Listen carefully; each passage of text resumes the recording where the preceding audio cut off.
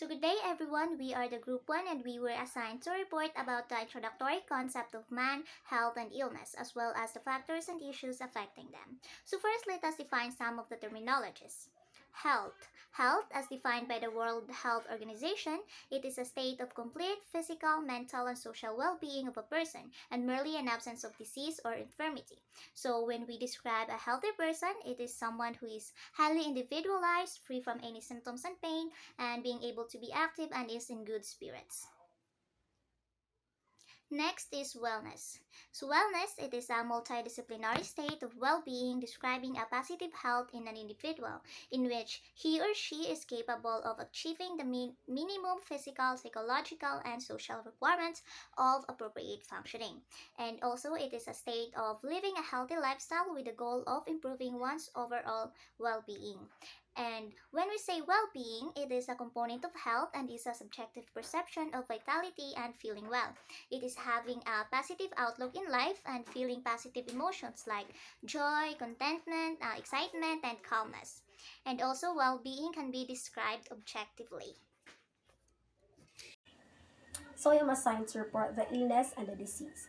An illness is the person feeling that might come with having a disease.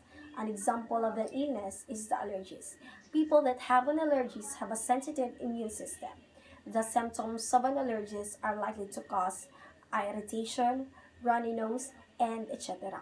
The disease is the pathological change or the functioning of the body and mind. An example of the disease is the chickenpox. Chickenpox is an infection caused by varicella zoster virus. It causes itchy rash and fever, headache, and loss of appetite are some symptoms of it. The differences between the two of them is the disease is something that needs to be cured, while the illness is something that needs to be managed.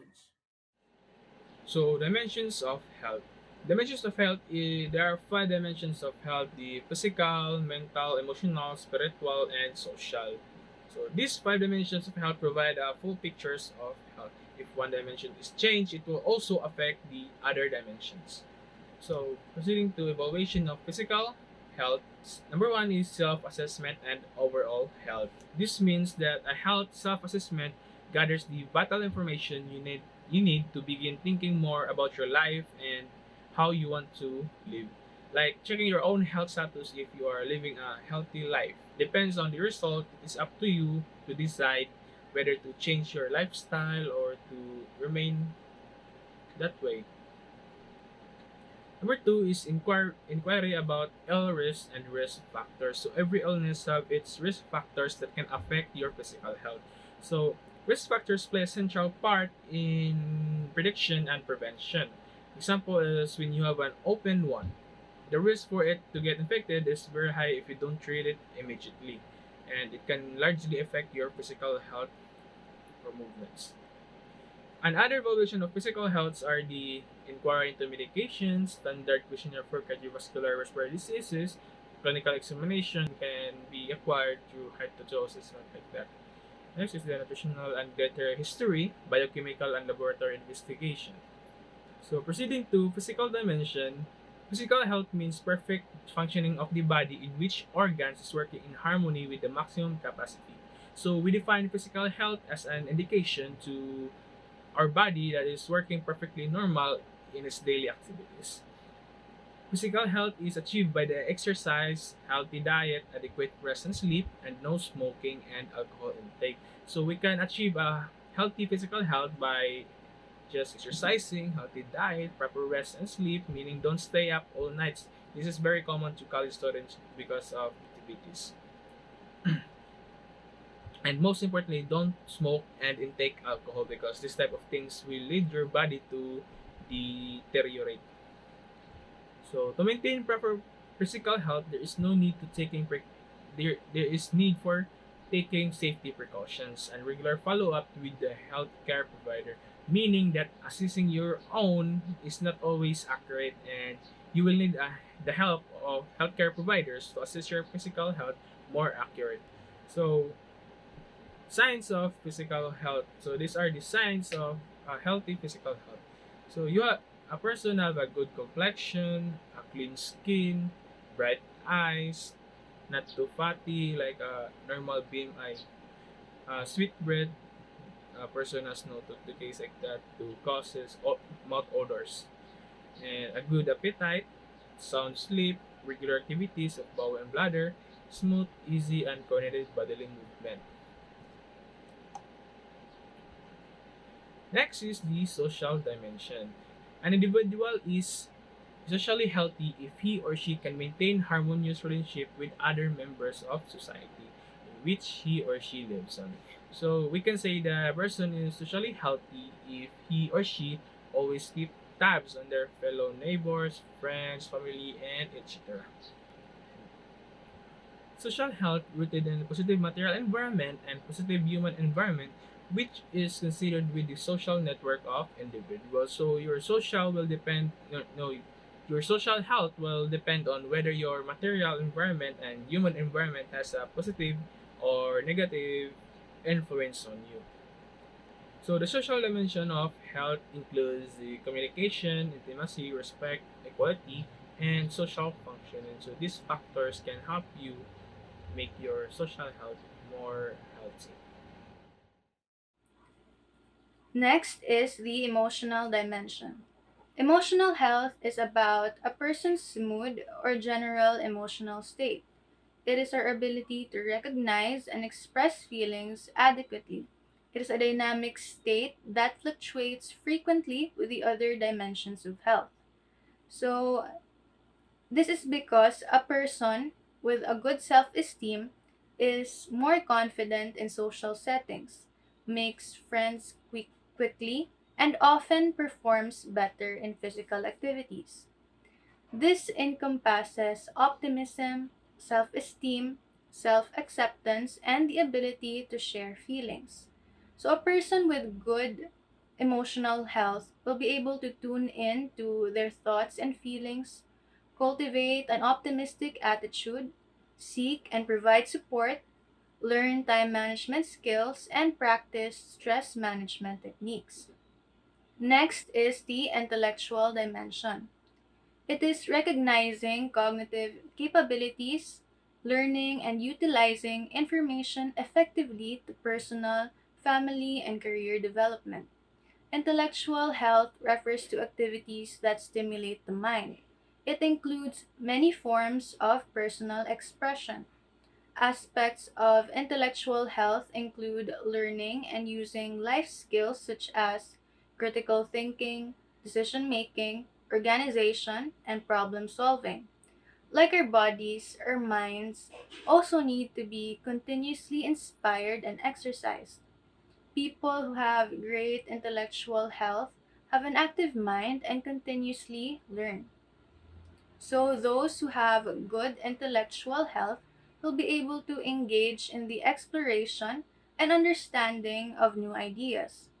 They will be able to get involved in cultural and intellectual activities.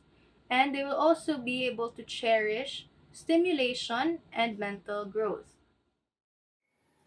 Another dimension of health is the spiritual dimension. It relates to our sense of overall purpose in life, includes person's moral values and ethics. So, ito yung paniniwala at pagpapahalaga natin that gives meaning and purpose in our life. Mauni siya ang paraan or way about living na naaayon sa pananaw ng tao sa mundo while also being tolerant of other who hold different beliefs and values. Next, we have occupational. So it is the ability of a person's satisfaction, improving one's work. Involves in activity that provide meaning and purpose by reflecting personal values, interests, and beliefs, including employment. So the occupational can give satisfaction for individuals. Also, improving one's work ay ang dahilan kung bakit ang tao ay naghahanap ng other occupation that can involve their self in order for them to provide meaning and purpose by considering personal values, interests, and beliefs, including the employment. Financial wellness is a feeling of satisfaction about your financial situation. Finances that are a common stressor for people. So being able to minimize worry about this aspect of your life can enhance your overall wellness. Options for managing financial wellness include having a household budget, starting a savings account and adding it to it every month, even if it's just a small amount. Saving some of your income is an emergency account, cutting back or limiting unnecessary expenses, avoiding credit card debt, try try tracking your spending for a month to see where your money is going and set goals based on what you find. The next is the environmental dimension. Environmental dimension wellness is related to the surrounding you occupy. This dimension of health connects your overall well-being to the health of environment. Your environment, both your social and natural surroundings, that can greatly impact how you feel. It can be hard to feel good if you are surrounded by a clutter or disorganization, or if you feel unsafe in your environment. Pollution, violence, garbage buildup, and water conservation are some of the factors affecting environment wellness. Ways to manage environmental wellness include creating neighborhood watches, watches recycling, planting a personal or community garden, purchasing products with a minimal packaging, avoiding littering, and conserving energy and water by turning off lights and water when it's not in use. For the next slide, we're talking about factors affecting health and illness. So when you say risk factor for illness, risk factor is a characteristic or trait that increases a person's chances of developing a disease, usually often interrelated and defined as modifiable or non-modifiable. So, which means risk factor are conditions that increase your risk of developing a disease. Risk factors are either modifiable, meaning you can take measures to change them, or non-modifiable means which means they cannot be changed. First is biological factors. So biological factors it is include by hereditary factors or which is genetics, age, gender and development.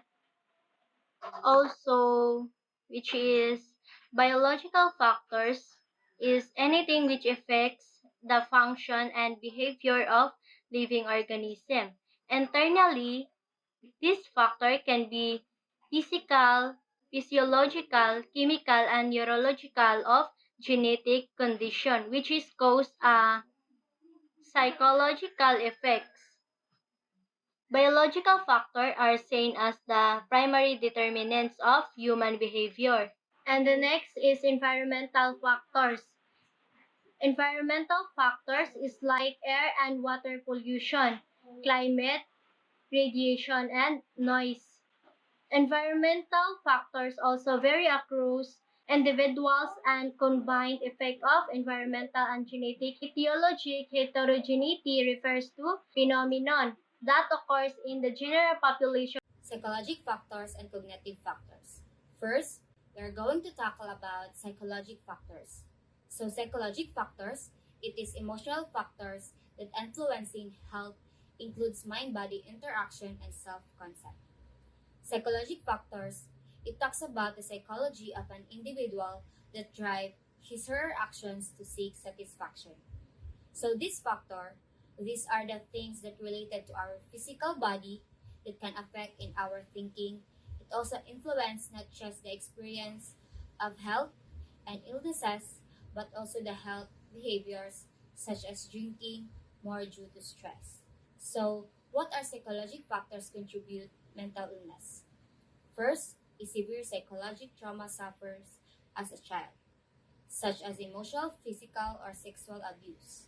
Second, an important early loss, such as the loss of a parent.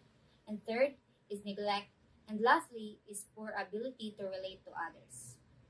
So next is the cognitive factors. So what is cognitive factors? It refers to characteristics of the person that affect performance and learning. These factors serve to modulate performance such that it may improve or decline. So there are many cognitive factors that become active when evaluating things that could potentially affect an individual's performance. These are those characteristics of a person that can affect the way we learn and perform. Such factors that serve in a way that which modulated performance and susceptible to improvement as well as decline.